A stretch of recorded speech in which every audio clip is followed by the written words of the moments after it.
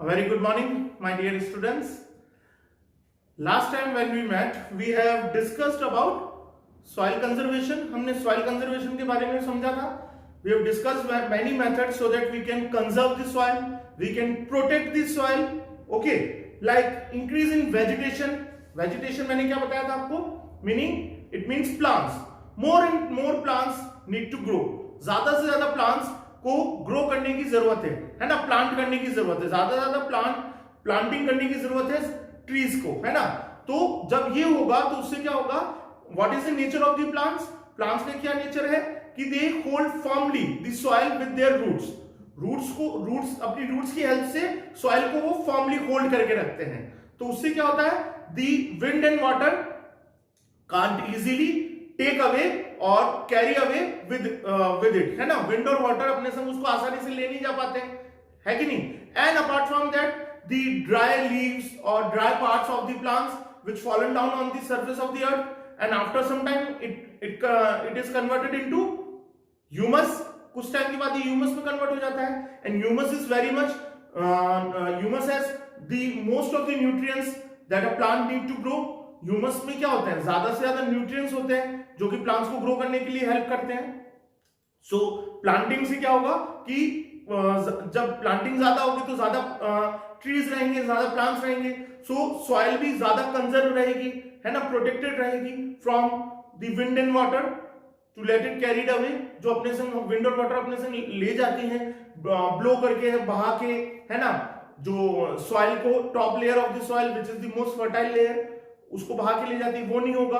और उसके अलावा उनका जो ड्राई हिस्सा है, जो ड्राई पार्ट है, लीव्स हैं, वो भी क्या है कि जब वो नीचे जमीन पे आते हैं, सरफेस पे आते हैं, तो कुछ टाइम के बाद क्या है, वो ह्यूमस में कन्वर्ट हो जाते हैं. और ह्यूमस जो है वो बहुत हेल्पफुल है प्लांट की ग्रोथ के लिए. Okay, so increase in vegetation of the plant. Then crop rotation. Crop rotation क्या होता है, the sowing of crop of different crops in different times of the year. अलग अलग साल के अलग अलग टाइम में क्या है कि अलग अलग क्रॉप को ग्रो करना. एक ही क्रॉप को लगातार आप एक पूरे साल भर तो आप एक क्रॉप ग्रो नहीं कर सकते. सो लैंड जब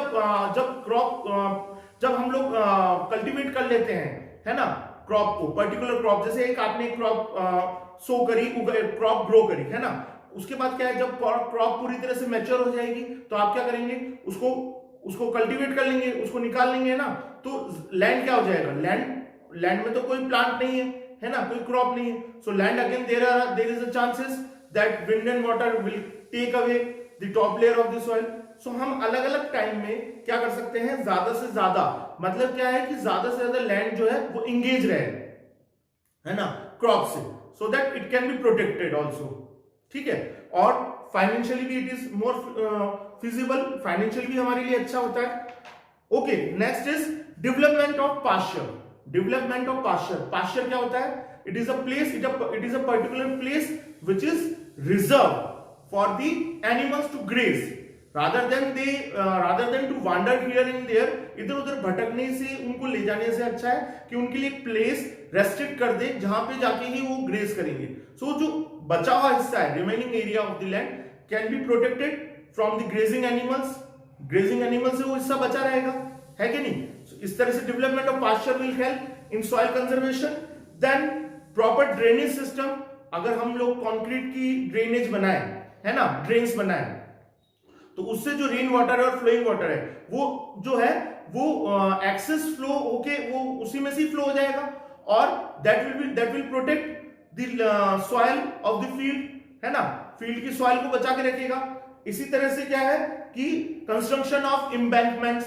जो एम्बैंकमेंट्स है, लेयर को ऊंचा कर देना, सरफेस लेयर को ऊंचा कर देना, उससे क्या होगा, रिवर बैंक्स और जो क्रॉप का जो फील्ड का एरिया है उसको ऊंचा कर देंगे तो क्या होगा कि जो वाटर है वो क्या है अपने संग easily that can not be able to take to flow away, है ना, to take it with itself the top layer of the soil. Top layer होती है जो सॉइल की, उसको अपने संग इजीली बाहर नहीं ले जा पाएगा वो. इसी तरह से क्या है, मेकिंग टेरेसेस. जो हिली एरिया है वहां पे हम टेरेसेस बना दें, मतलब स्टेप्स बना दें. स्टेप्स में जो अपने जो खेती करना है, क्रॉप है, क्रॉपिंग जो काम है उसको क्या है अगर हम स्टेप्स में कन्वर्ट कर दें, और या फिर ऐसे भी करें, नॉर्मली भी ऐसे रखें, तो क्या है कि जो टॉप लेयर है, हील्स का जो टॉप हिस्सा है, वहां से जो फ्लोइंग वाटर है वो अपने से naturally it will take the top layer of the top part of the hill, वो उसको अपने से नीचे लाएगा है ना। सो उससे क्या होगा कि है ना पहले हिस्से में पहले स्टेप में आ जाएगा, वहां से नीचे जाएगा, दूसरे स्टेप में आ जाएगा, वहां से तीसरे, and that will goes on and on. इस तरह से वो जारी रहेगी प्रोसेस।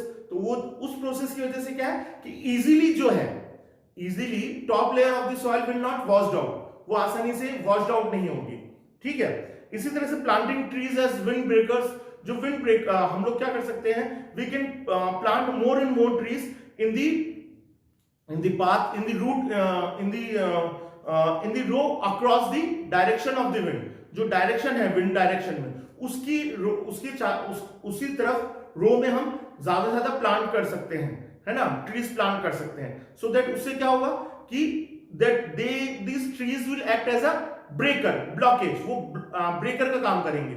सो कैसे कि जैसे एक बार हवा wind, suppose wind is blowing, है ना, विंड ब्लो कर रही है, तो वो पहले एक पेड़ से टकराएगी, है ना, it will hit one tree, after that the speed of the wind will slow down, wind की स्पीड कम हो जाएगी, फिर सेकंड, फिर थर्ड, तो स्पीड कम हो जाएगी विंड की, है ना। So that the wind will not easily carry away the top layer of the soil, जो विंड है वो अपने संग आसानी से टॉप लेयर, जो फर्टाइल लेयर है, उसको सॉइल को नहीं ले जा पाएगा। सो उससे भी सॉइल को प्रोटेक्शन मिलेगा, सॉइल को कंजर्वेशन मिलेगा। So all these methods we have understood how we can protect the soil, how we can conserve the soil, how we can do soil conservation. हम soil conservation कैसे कर सकते हैं, इन method से हमने सीखा। Now let us move on to the today's topic. This is day 8 of chapter 12. We are doing chapter discussion.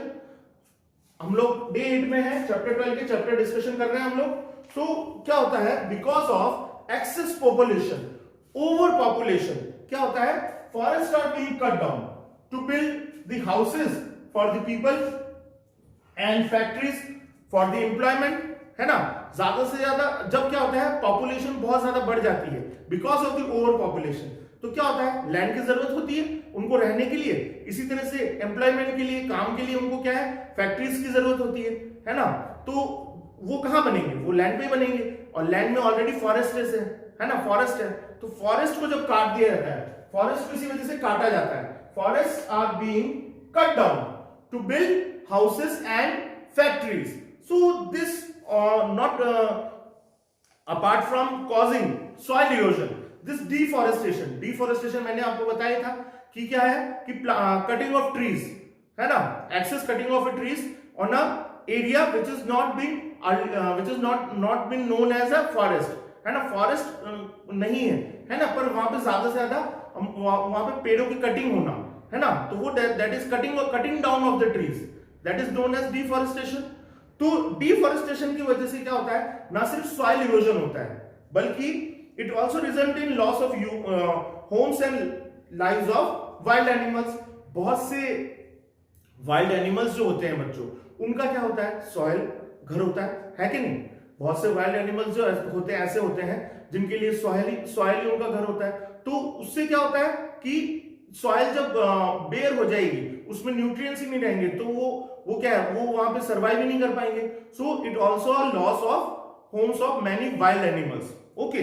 And when forest wealth is endangered, the balance in nature is upset. और जब forest का जो है wealth, forest wealth, जो forest हमारे लिए एक wealth है ना, is a capital to us, है ना। So when forest wealth is endangered, जब वो खतरे में आएगी तो क्या होगा, वो आती है, तो उससे क्या होता है कि नेचर का बैलेंस भी अपसेट हो जाता है, डिस्टर्ब हो जाता है, नेचर का बैलेंस भी डिस्टर्ब हो जाएगा, ठीक है।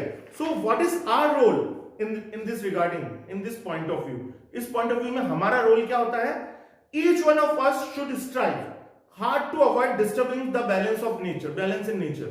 हमको हम में से हर एक को, not only you, not only me, each and every person who is in the planet Earth, जो भी पर्सन है, जो भी पीपल है planet Earth में, each one of us should strive, should try hard should try their level best, अपनी पूरी कोशिश करनी चाहिए, so that they can maintain the balance of the nature.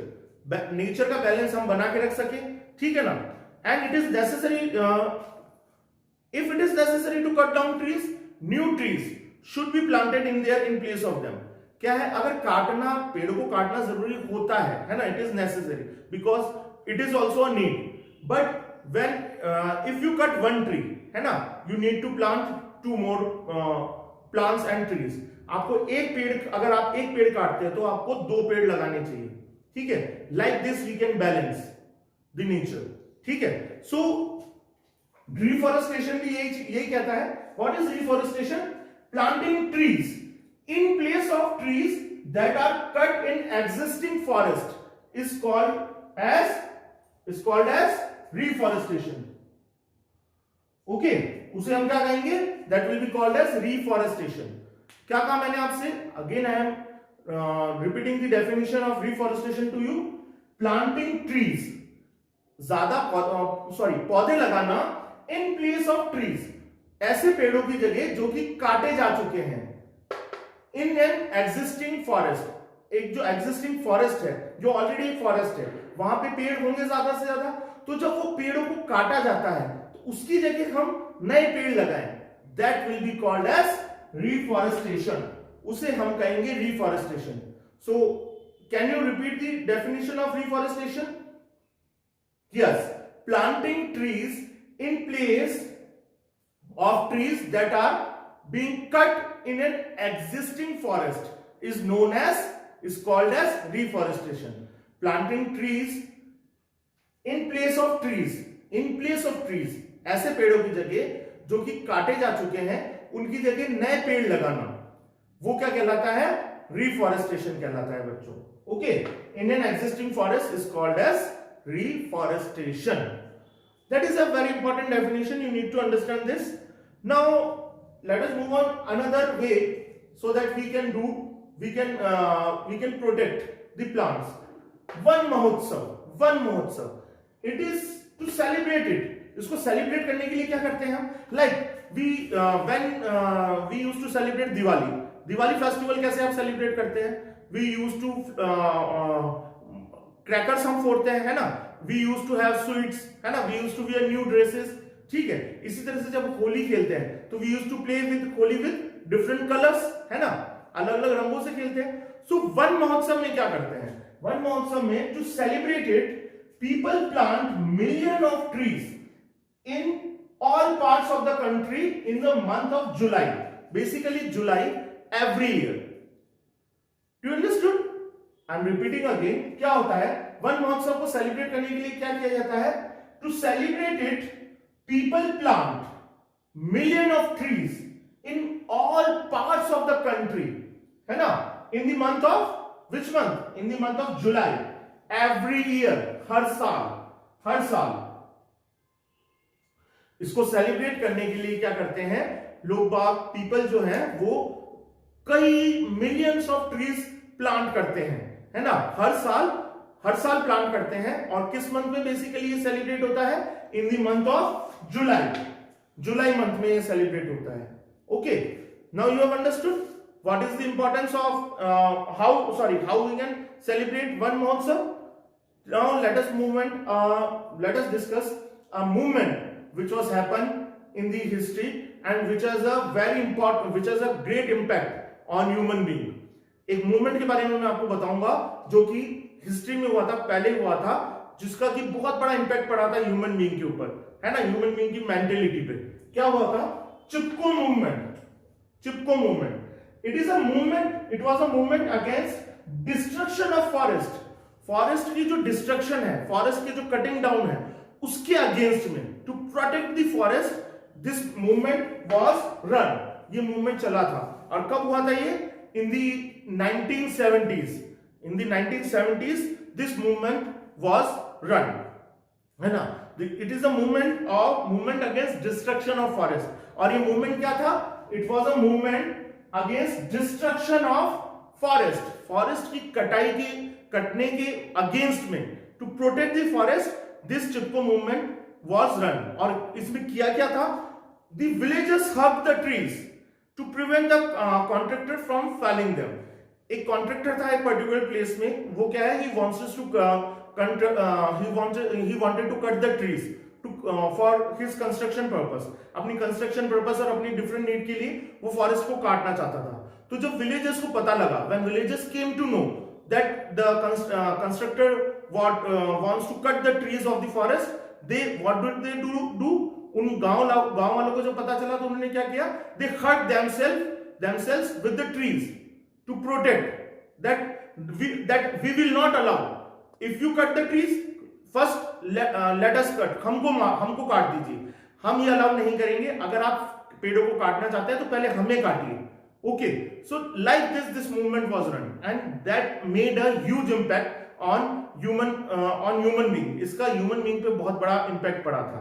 Okay, क्या हुआ था, मैंने आपको बताया, villagers hugged the trees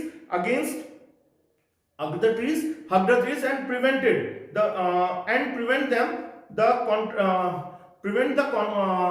them from the contractor to felling them. उनको काटने से पहले, पेड़ों को काटने से बचाया था उन लोगों ने, गांव वालों ने, विलेजर्स ने.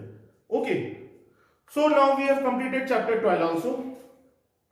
Please note down your question, your homework for today. Page number 70. From page number 70, first question, what is reforestation? Reforestation क्या है? I have already written here the definition. If you want to write, you can write in your rough notebook. Planting trees in place of trees that are cut in an existing forest is called as reforestation. क्या है? Planting trees. Process of planting trees in place of trees that are cut in an existing forest is called as reforestation. That much you need to write in your workbook for that question's answer. इस question के answer के लिए आपको इतना लिखना है. Now from page number 71, second question, when does Van Mahotsav celebrated? One महोत्सव कब सेलिब्रेट किया जाता है? तो आंसर विल बी वन महोत्सव is celebrated in the month of, one महोत्सव is celebrated in the month of July every year, in the month of July every year. Okay, answer would be one महोत्सव की spelling आपकी दे रखी है, is celebrated in the month of July every year. That much you need to write in your answer. Then the last question of this chapter, what is Chipko movement? Third question, what is Chipko movement? So answer will be a movement against destruction of forest. Destruction, D-E-S-T-R-U-C-T-I-O-N, D-E-S-T-R-U-C-T-I-O-N, destruction of forest, F-O-R-E-S-T-S, forests. Okay, F-O-R-E-S-T-S, forest. So that much you need to write. Okay, so now time is also getting over. I hope you have understood what is reforestation is, how the overpopulation causes, not only causes soil erosion, this deforestation can have the harm of the people, the animals. Animals live in the soil, है ना, and it harms the home of the many wild animals. ठीक है, so हमको उसको protect करना चाहिए. तो हमने रिफॉरेस्टेशन समझा, what is reforestation is, then we have understood what is one महोत्सव and चिपको मूवमेंट के बारे में हमने समझा. So thank you very much for attending today's class and all the best.